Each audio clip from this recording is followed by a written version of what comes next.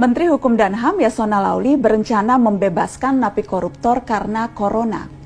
Alasan utamanya, lapas yang kelebihan kapasitas akan membuat penyebaran virus ini tidak terkendali dan jika satu tertular akan membahayakan semua. Menurut hitung-hitungan Yasona, minimal 30.000 napi akan bebas. Itu belum termasuk napi koruptor yang akan mendapatkan berkah pembebasan juga. Yasona bahkan akan merevisi PP untuk meloloskan 300-an napi koruptor yang usianya di atas 60 tahun dan telah menjalani 2/3 masa hukuman. Mari kita bedah. Oke, secara prinsip alasan ini bisa diterima, masuk akal, dan memang ini praktek yang juga sudah dilakukan di negara-negara lain dalam merespon pandemik ini. Ya, lapas kita kelebihan kapasitas luar biasa, tidak main-main, bahkan ada lapas yang over kapasitas sampai 700%. Secara umum, kapasitas lapas dan rutan di seluruh Indonesia itu sekitar 130.000 orang, sementara jumlah real penghuninya hampir 270.000 napi. Beberapa kali saya melihat langsung kondisi lapas kita, memang tidak manusiawi, orang bertumpuk seperti pindang, bahkan tidurnya pun harus bergantian. Assalamualaikum. Cobalah di sini ya.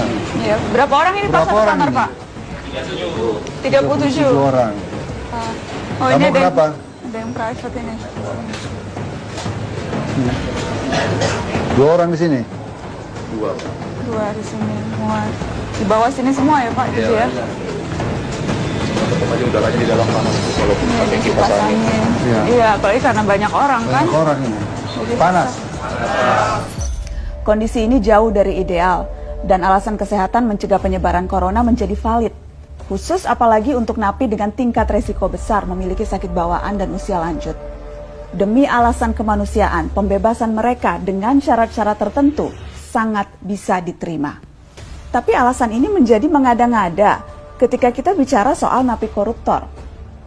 Sel bagi napi koruptor berbeda dengan tahanan lain. Di lapas Sukamiskin misalnya, satu napi satu kamar, lengkap dengan fasilitas pula. Alih-alih berdesakan dengan napi lain sehingga bisa tertular corona, para koruptor di Sukamiskin bahkan ada yang bisa mandi air panas dengan water heater di kamar mandi pribadi dan olahraga di dalam sel eksklusif mereka. Dan kondisi ini bukan hanya di lapas Sukamiskin. Sebutlah di lapas Tanjung Gusta, Sumatera Utara. Sel napi koruptor di sana jauh lebih nyaman. Menteri Yasona sendiri yang mengakui kebijakan umumnya di seluruh Indonesia, sel napi koruptor dipisahkan dengan napi umum. Jadi rata-rata mereka mendapatkan tempat tidur masing-masing dan juga ruangan sel yang masih memadai dibandingkan dengan napi lain. Assalamualaikum. Kita buka sepatu ya. Halo Bapak. Habis ini nonton.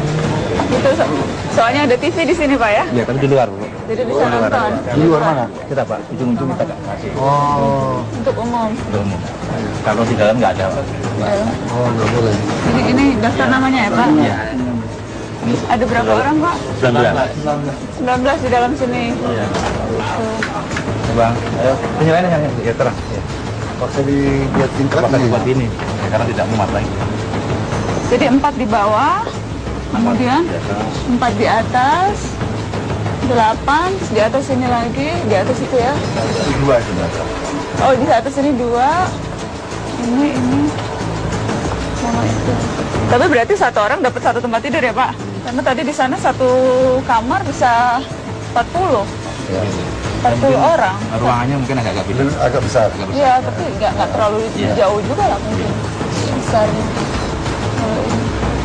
Emang mengatur penempatannya itu gudana juga agak Karena harus dipisahkan tikor dengan ini ya. Itu harus maksudnya karena memang undang-undangnya atau karena lebih ke kebijakan setiap rutan atau lapas? Iya, pada umumnya kan tipikor dipisahkan sama dengan di Sukamiskin. Tapi itu Jadi memang kebijakan itu yang sejak dulu ya. kebijakan yang memang diambil.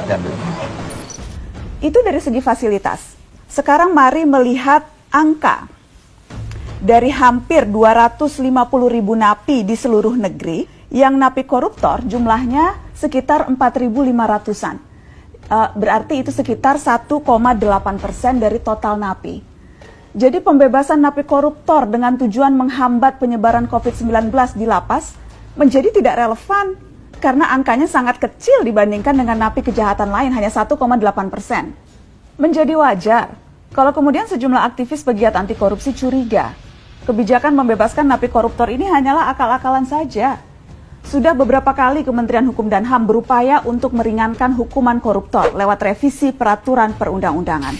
Catatan ICW misalnya, selama 2015 hingga 2019, Menteri Yasona sudah 4 kali mengatakan mau merevisi PP 99 tahun 2012 tentang syarat dan hak napi di lapas.